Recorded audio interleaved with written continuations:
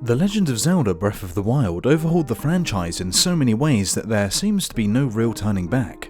Or is there? Since some of the changes were, admittedly, not for the better, but luckily we have a sequel which is likely to build upon what is already great, introduce new features that will elevate the experience even further, and finally, stuff that might return. Thus, in this video, which we see as an introduction to what Breath of the Wild should improve upon, we will try to establish that we are actually going over multiple facets connected to the game, such as technical and performance, gameplay, content, story, etc. Then without further ado, let's get this first Inside Breath of the Wild 2 special rolling. But first, make sure to leave a like and subscribe.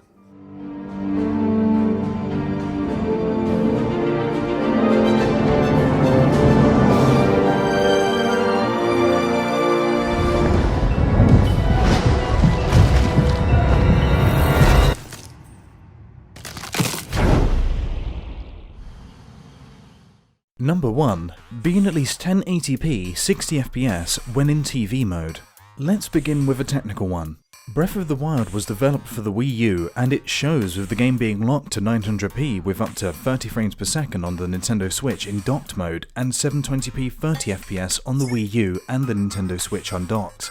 Anyway, for Breath of the Wild 2, this will be underwhelming, as 1, the game will be a Nintendo Switch exclusive, and secondly, it will come out at least 3.5 years after. This will be in a new decade with rivals that will play games in 8K, 4K, 60 frames per second. In this generation, it seems very unlikely that Nintendo will follow suit with a Switch 4K, so the next best thing will be 1440p 30 frames per second, or at the very least 1080p 60 frames per second. Performance is key, and it is preferable to have less frame rate drops than a too high of a frame rate. After all, Koroks Forest does exist.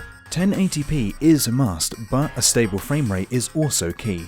On the Nintendo Switch Lite, it will never go above 720p, but for TV mode it should be 1080p on the regular Switch docked, and perhaps beyond that on a potential Switch Pro. That is to say, no compromises because of weaker hardware, and a Zelda experience which is also technically worthy of this current generation.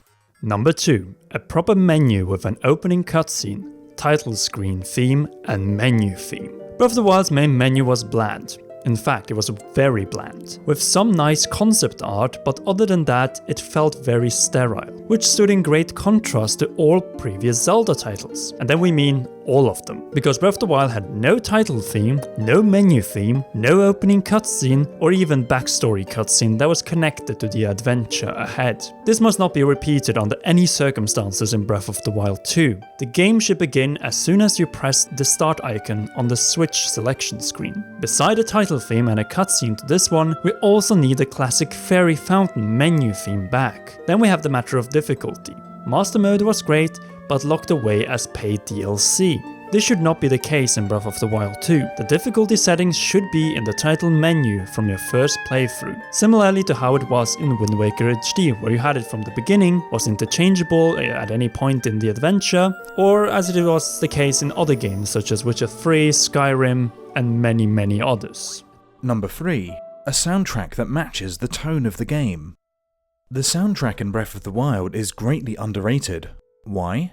Because most of the game when you walk around you hear nothing but a simple piano theme, the enemy and mini-boss themes, and the sound of the wild. So it goes without saying that the sounds of the wild were an important part of the gameplay in Breath of the Wild, and we all know how much effort the Zelda team put into creating an organic world with sounds that realistically reflected on our own world and sounds from the wild. In other words, Breath of the Wild soundtrack in many ways matched the tone found in the post-apocalyptic, raw, and, again, wild experience. Breath of the Wild 2 though appears to be a more narratively driven game, with Ganondorf and the distant past taking centre role, as we will soon get back to. With the darkest story in the Zelda series, there is no doubt that the soundtrack in the sequel will be different from Breath of the Wild, similarly to how Majora's Mask original soundtrack by Koji Kondo greatly differed from the upbeat themes he composed for Ocarina of Time. Breath of the Wild 2's soundtrack would also make a greater impact by, just like Skyward Sword, being orchestrated instead of being another MIDI production. This could also bring the Symphony of the Goddesses back. Number 4. Proper temples, dungeons. After freeing the 4 divine beasts and obtaining all the spirit orbs from the 136 shrines found in the game, plus DLC, it is time to enter our first temples and dungeons beside Hyrule Castle in the era of the Wild. Yes, Breath of the Wild 2 will have dungeons. And to finish our previous point before we move over to the structures themselves, yes, we want dungeon themes this time that will finally rival Ocarina of Time's Forest Temple and Majora's Mask Stone Tower Temple when it comes to quality. With that out of the way, let's address the big elephant in the room, and that is the structure of the dungeons. Because we are likely saying goodbye to the Divine Beasts in Breath of the Wild 2 in favor of traditional ground-based Zonai temples, as seen in the reveal trailer for Breath of the Wild 2. But you know what? The return of dungeons isn't enough alone. We on top of that also need a return of the traditional Zelda dungeon layout, with unique and diverse designs, locked chambers behind genius puzzles, mini boss battles, dungeon items, more great puzzles, and obviously proper boss battles that are not trials, blight cannons, but actual monsters, just like the ones found in Ocarina of Time, Majora's Mask, The Wind Waker, Twilight Princess, and Skyward Sword. Shortly put, check out this dedicated video on the topic, and if you don't have the time, real dungeons, only bigger and better than it was in previous Zelda games. Number 5. Greater customization. The next few points will be brief, and we begin with the question of customization. Breath of the Wild had many of the greatest number and variety of armor, weapons, shields, and bows found in any Zelda game. In particular, armor for the first time in the series played center role as your main source of protection or enhancements to key gameplay mechanics. On top of that, these could be upgraded through Great Fairies, which gave purpose to many of the non-cookable collectibles found in the game, and that many of them could also be dyed in Hateno Village. The reveal trailer for Breath of the Wild 2 is already hinting that we will see greater customization with combined layers of armor as suggested by the combined champion and Hylian tunic and the Hylian hood. But more importantly, we hope that increased customization and upgrades to armor also will mean that we will finally be able to repair weapons that are about to break or even upgrade them. In short terms, expand upon what Breath of the Wild did right and fix what it did wrong. Here's hoping. 6. New objectives.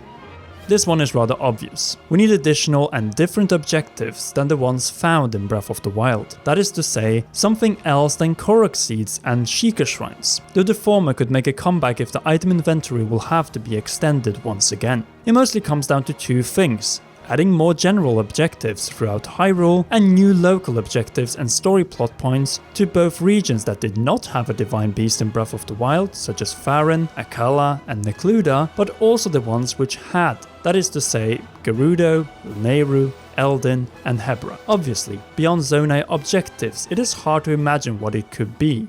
Number 7. The Zonai being alive.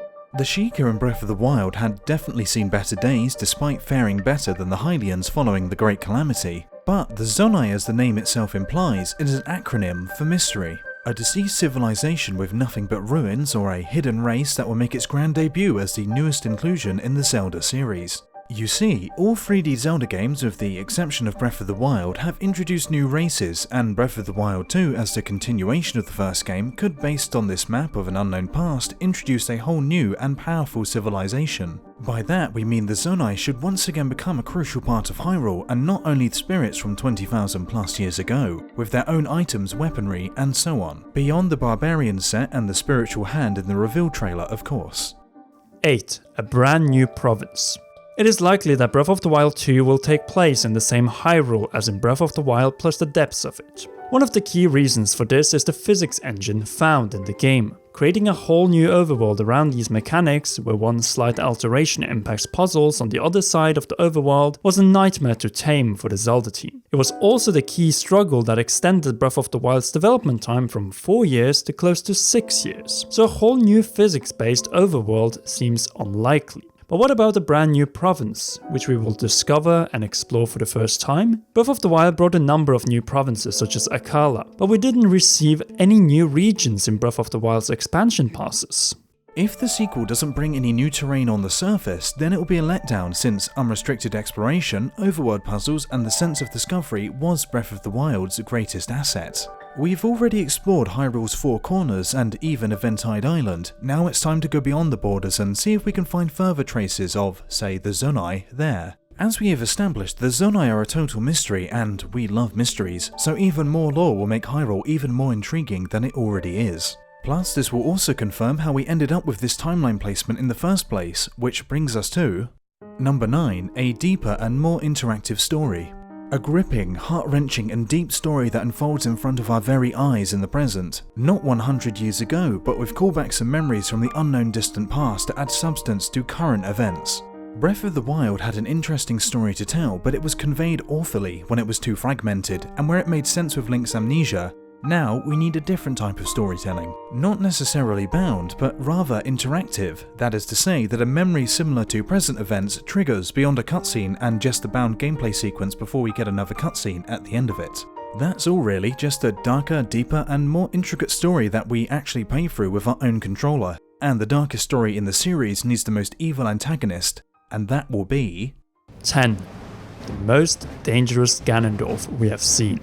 Breath of the Wild 2 needs the most cunning, intelligent, manipulative and ruthless Ganondorf in the Zelda series, with a fitting voice and role as the puppet master of the calamity and blights that will make the possible upcoming battle for the Triforce and the combined struggle of wisdom and courage against power the most memorable in the series. We want a battle for all of Hyrule, not just a kingdom or a personal quest for Link and Zelda. No, we want to see all territories that escaped the great calamity 100 years ago embroiled by Ganondorf in a massive conflict that we have never seen the scale of before with our own eyes in the Zelda series. We're talking about threats on the level of Majora that will require the will and strength of all of Hyrule plus the Zonai to aid Link and Zelda to defeat. The Sheikah monks knew of how dangerous Ganondorf is this time around, and that is why Monk Master Koshia offered us the final trial prior to accepting us as the true hero of Hyrule that will bring down Ganondorf and his calamities, and perhaps even demise his curse once and for all.